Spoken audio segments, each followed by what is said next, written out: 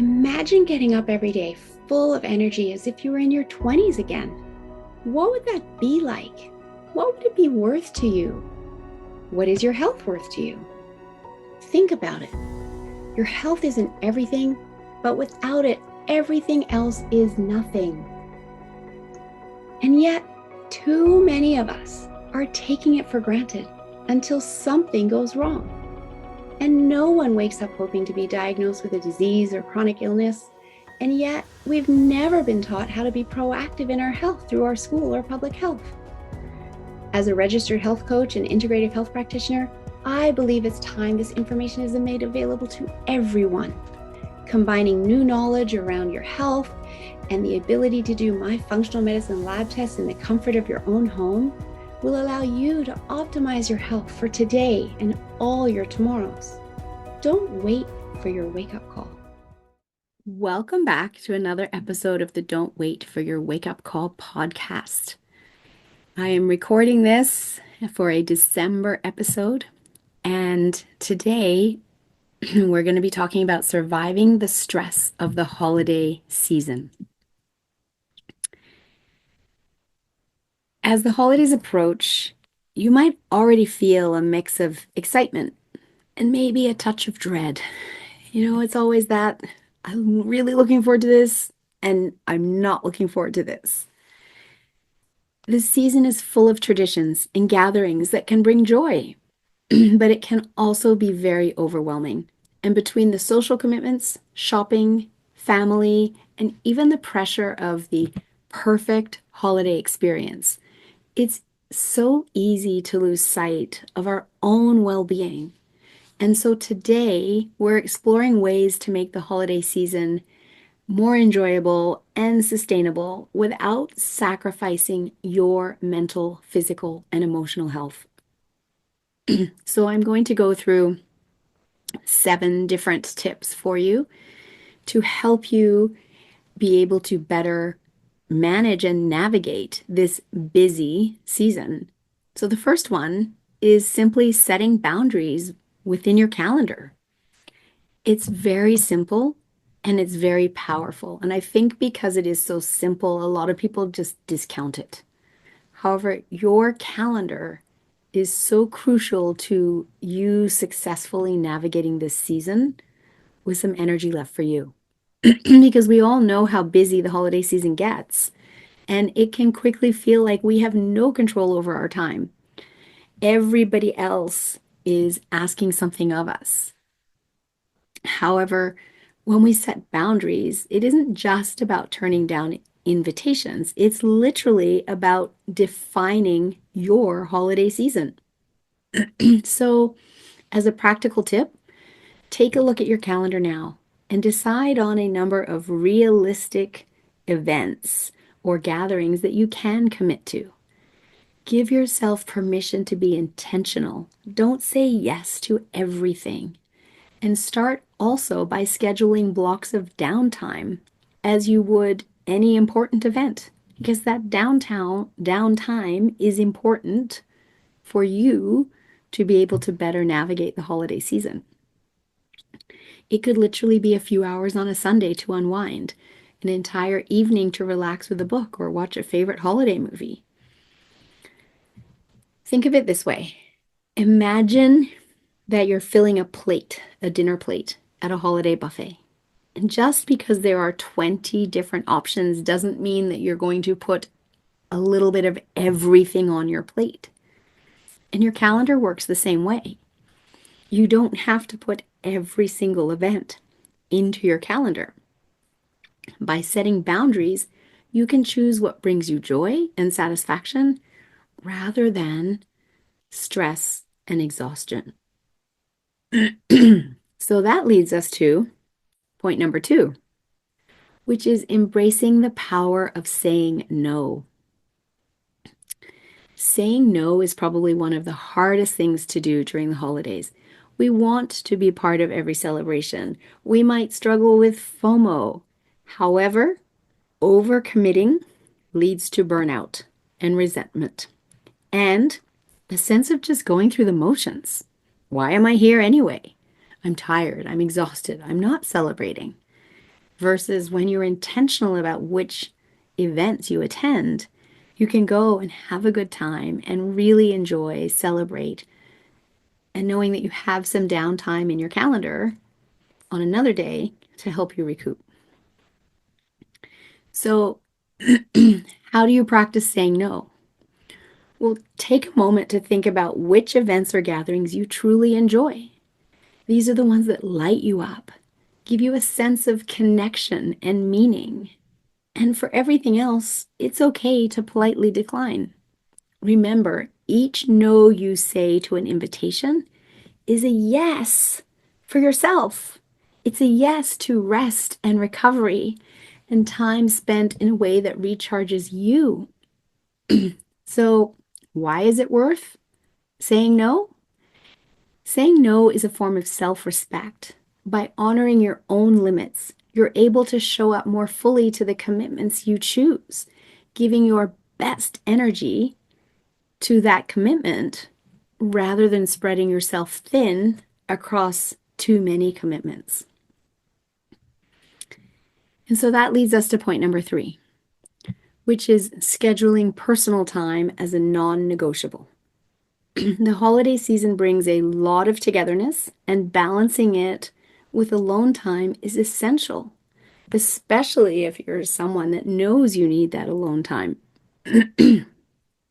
Giving yourself permission to take personal time may feel indulgent. However, it's actually a necessity for recharging and centering yourself. So, some ideas for personal time during the holidays. Maybe it's a long bath. Maybe it's a walk in nature. You know, those blue sky days with snow on the ground. Or maybe you don't get snow on the ground, but you've still got some fall leaves on the ground. Or maybe it's a mini home spa day. You could pick up a favorite book or a journal to reflect on the year that's gone by and what you want in the year that's coming. Whatever it is, make it a priority by blocking the time to do this in your calendar. And setting this time aside lets you reset so you can face the holiday events with renewed energy. And when you block personal time in your calendar, it's really important to not only block the time, it's important to say what you're going to do with that time. So that when you get to that time, you don't start wasting it thinking, what should I do? I have this time. I don't know what to do. I pick up my phone and I start scrolling Facebook. And all of a sudden the time is gone. Because scrolling Facebook is not time that recharges and rejuvenates you. So I always put the time in. What am I doing with that time that I've set aside? Is it bath time? Is it skiing time? Is it going for a walk time? Is it a workout time? Is it reading a book time? What am I going to do with that time? So when the time comes, I already know what I'm going to do. And then I grab whatever I need and I go do it. This is all about refueling your own tank. If you drive all day without stopping for gas, you'll eventually be stranded. Regular self-care stops you from getting stranded. It allows you to bring the best of yourself to the people around you. And at this time of year, it is very often the people that you love. So look after yourself and you can show up as your best self. And that's what's really important. The next tip is that smart holiday shopping to reduce stress.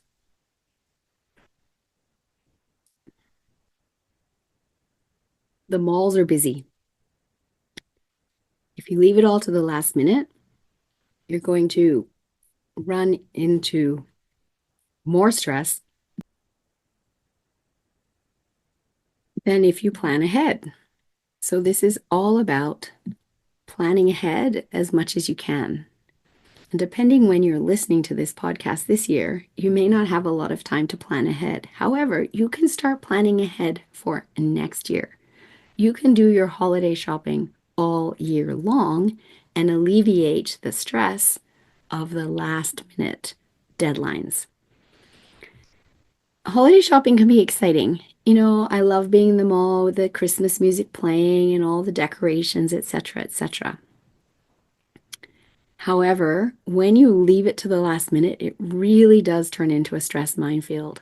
With crowded stores, long lines, everything takes longer than you thought it would or that it does at any other time of the year. And then finding the pressure to find the perfect gift can make it all exhausting and draining and to the point where you don't even want to do it. So here are some pro tips. Plan to shop early, both in the month, as I said, or even in the year, as well as in the day. Mornings at the malls tend to be quieter, and so you're more likely to have a relaxed experience, free from the afternoon holiday rush. You also want to make a list of what you need beforehand and any ideas that you have in order to avoid aimless wandering, which only adds to decision fatigue. And if you know what you want ahead of time, you can even kind of map out how you're going to walk around the mall. If it's a mall that you're familiar with and you know you need to go to this store and then that store and then that store, if it's a big mall, you don't want to be zigzagging all over the place.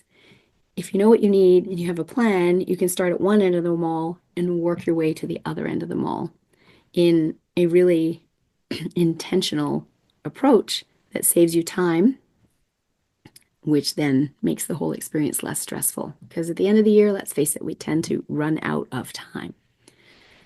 You can also consider online shopping for even greater convenience and have it delivered to your home. Skip the mall altogether.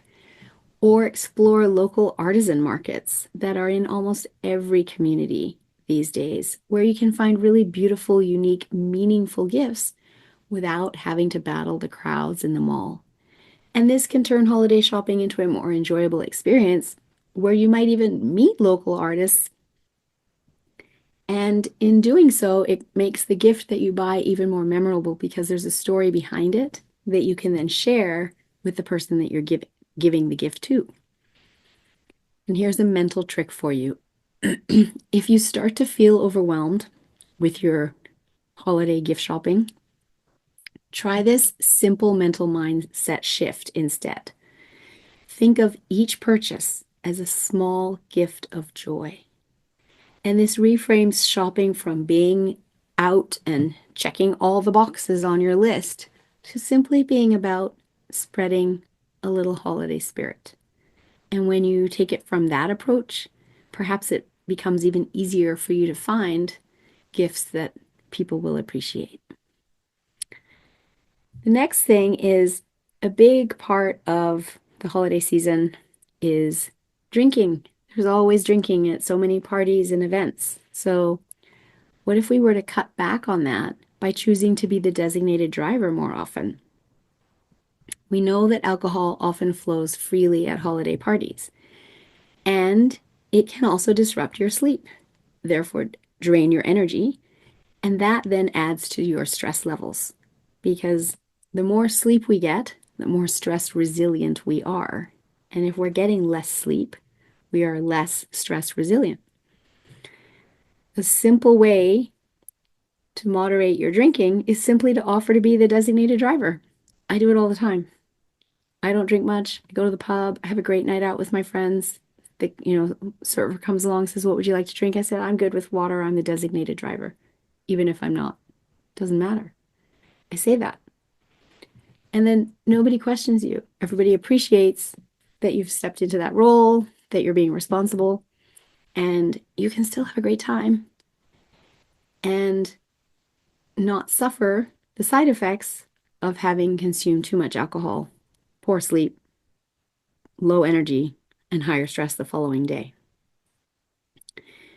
Being the designated driver literally gives you a built-in reason to limit your intake while also keeping everyone safe. And then cutting back on that alcohol has physical benefits. As I've said, it improves your energy, improves your sleep quality, and your overall mood. You wake up fresh and rested the next day, and that allows you to enjoy the following day with energy, which is especially valuable during the crazy holiday rush. And just as a social tip, being the designated driver doesn't mean you're missing out. Simply enjoy the evening with a non-alcoholic drink in hand. Perhaps the holiday party you're at has some mocktails you can enjoy. Or simply bring your own favorite non-alcoholic beverage, depending if you're going to a friend's house or not. Obviously, you can't bring that into a restaurant or a pub. And this all helps you stay social and engaged, however, without overindulging. Number 6 is to choose nourishing foods and being mindful of sugar, because we know sugar is in everything and it causes inflammation, which causes us to have aches and pains. It crashes our energy depending how sensitive we are to it. We get the sugar spike and then we get the crash. And unfortunately, holiday celebrations are often full of sugary holiday treats. And too much sugar can literally spike your energy temporarily, only to leave you feeling sluggish and tired later with the crash. And it's easy to end up feeling overstuffed and lethargic by the end of the holiday season. So, what are some mindful eating tips? Well, before heading out to a holiday gathering, have a small balanced meal or snack with protein, fiber, and healthy fats. This will keep you from feeling overly hungry, making it easier to indulge in moderation. Once at the event, take a moment to scan all of the options and then pick a few favorites you genuinely enjoy instead of grabbing everything in sight. And you can make some simple choices. Instead of loading up on sweets and treats, reach for festive but healthier options like veggie trays, nuts, or even some dark chocolate, which contains antioxidants. That's my favorite health food, dark chocolate. I enjoy dark chocolate and I will have that rather than dessert most evenings of the week. Just 1 or 2 squares. And I nibble it slowly and I let it melt in my mouth. It's almost like it's an experience of enjoying my dark chocolate. And you can do that too. And these choices let you enjoy the flavors of the season without a major energy crash afterwards. And then, of course, number 7 is prioritizing rest and quality sleep. Holiday gatherings often stretch late into the night. However, aiming for early bedtimes on quieter nights can help offset any late nights. It's not a perfect offset, it can help. Sleep is one of the best stress busters around. It helps with mood, immunity, mental clarity. So some sleep tips you can incorporate are creating a calming bedtime routine on the nights you're home. Dim the lights, maybe enjoy warm caffeine-free tea as you also calm your nervous system. Power down your screens at least an hour before bed to stop the blue light getting into your eyes. You can use new calm frequencies to help you get into a deeper, more restorative sleep. Check out the links to this in the show notes and also listen to my podcast, episodes 160 and 161, to learn more. It's a really powerful app that can help support deeper, more restorative sleep. We want to prioritize sleep as though it were an essential holiday activity, because it is. It could be in your calendar too. 8 hours of sleep, as opposed to I'm too busy. I'll just do one more thing. I'll just do one more thing. I'll just do one more thing. And before we know it, it's 1 a.m. and we haven't got to bed yet and we have to get up at 6. The power of rest. Let's just talk about that. Imagine a holiday season where you don't end up exhausted and run down.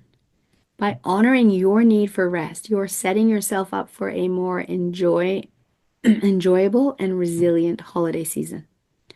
Just because it's the season of giving doesn't mean you should give up your own well-being. You must prioritize it.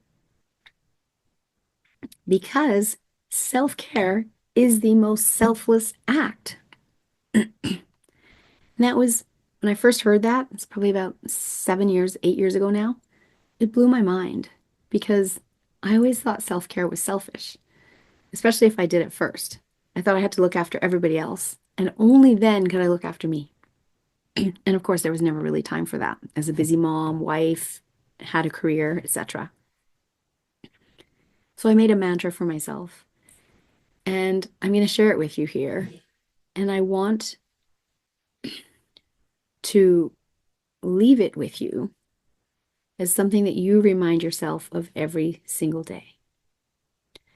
That self-care is the most selfless act because it allows you to show up and give the world the best of you instead of what's left of you.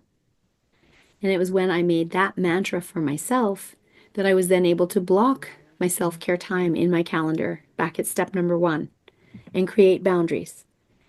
And I was able to learn how to say no to people, step number 2, because I realized that saying no to others was saying yes to me, and I'd never done that.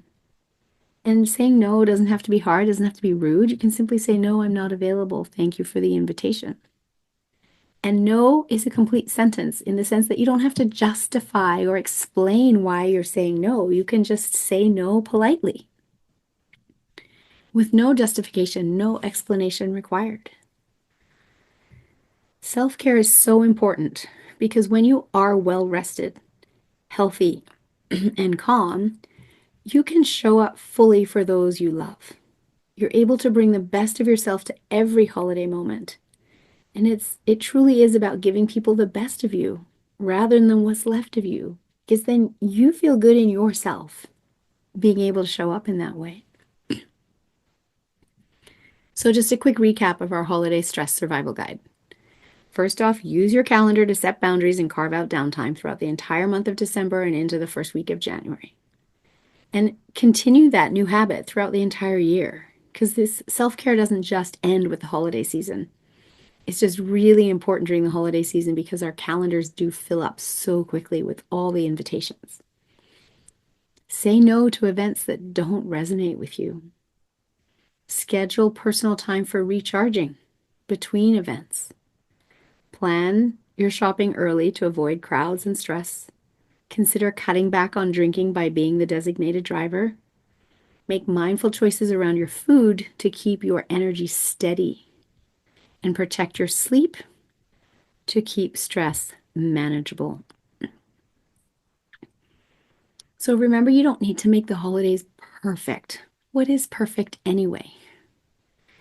And you certainly don't have to make the holidays perfect for everyone else at the cost of your own well-being. By practicing these strategies, you can maintain a sense of peace, balance, and even joy throughout the season.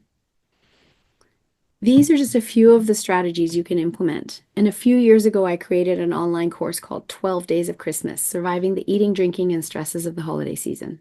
So if you'd like to dive into more of the strategies you can implement, I'll put the link in the show notes. Some are mentioned here, however, there are more in the course, and it's free. It's my gift to you because I want to wish you a holiday season filled with warmth, connection, and moments that truly matter.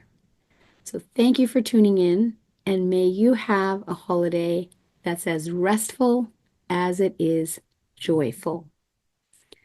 And there's still a couple more episodes of the Don't Wait for Your Wake Up Call podcast to come out this year.